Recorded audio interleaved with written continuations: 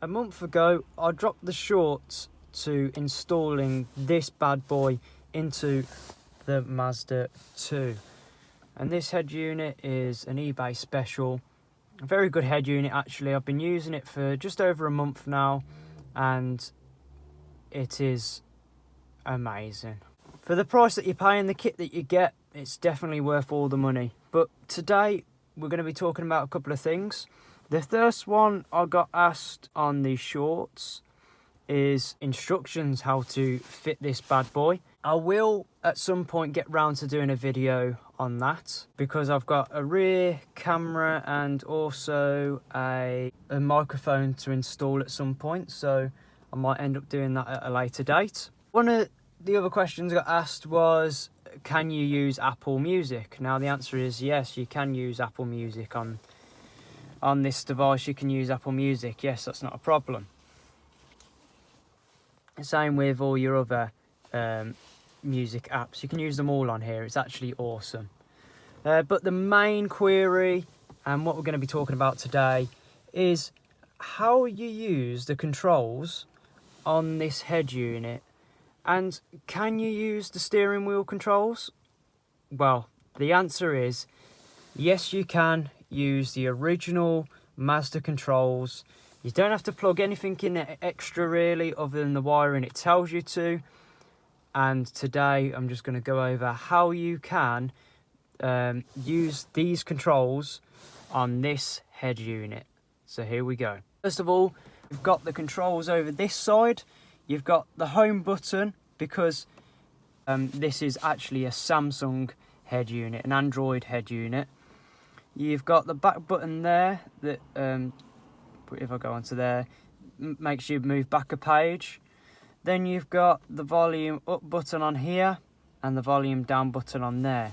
But we don't want to use them controls because, let's face it, when you're driving along, that's what hand-free is for. That's what you want hand-free for.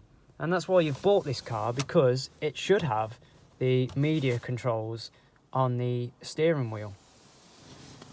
So what we want to do is, if we go to home, which is, it should look somewhat similar to that screen, we click the very poorly built wall, and we want to choose this icon, this app, and it's called steering wheel key. Now here in steering wheel key, when it loads, you get presented with this page. Now this page has your steering wheel on it, and also this is how you calibrate these buttons to use with the head unit. It's pretty simple actually. You get a short press and you also get a long press, so you can double up on the buttons if you wanted to, but to make it nice and easy, I've done it this way. So if you want to calibrate a button, all you've got to do is press on the one that you want. So for example, we'll go volume minus. So to turn down the volume, it says please press and hold the corresponding button. Okay, so we'll do that. So I'll press and hold down the corresponding button.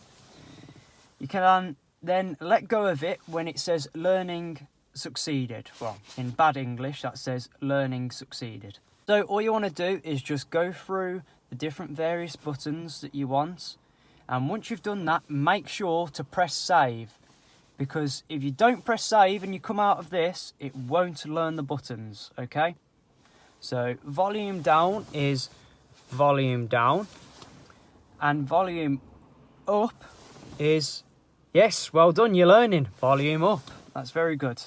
But yeah, just go through some of the basic ones that you'll require. A previous track, which is previous track here. And next track, which is next track here.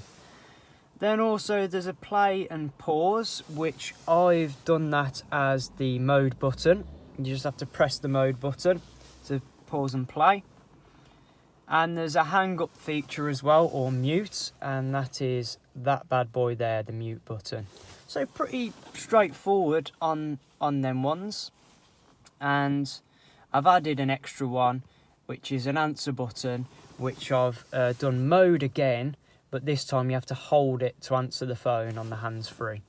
Just to let you know as well, you cannot code the info button, okay? So the info button is purely for your car. And the info button does that screen, that tiny bit of screen right there on the binnacle. And it just pages through how much fuel you've got left, how hot it is outside, and that sort of jazz. But we don't want to know how hot it is outside, and that's a pretty good miles per gallon, I'm told, so happy days, yes. But yeah, once you've selected them buttons, remember, press save. Once you press save, then the screen should shut down. Go back to this, and now if we go into Apple CarPlay, we can now successfully go up in volume, go down in volume, we can play music, as you can hear, and pause the music. So there you go. Just a little helpful guide. Hopefully that helps you out. If you haven't already, make sure to leave a like on the video if it was useful, and some more useful informational videos are coming very soon, so stay tuned for that. Otherwise, it's been a pleasure. Thanks for watching, and I'll see you in the next one.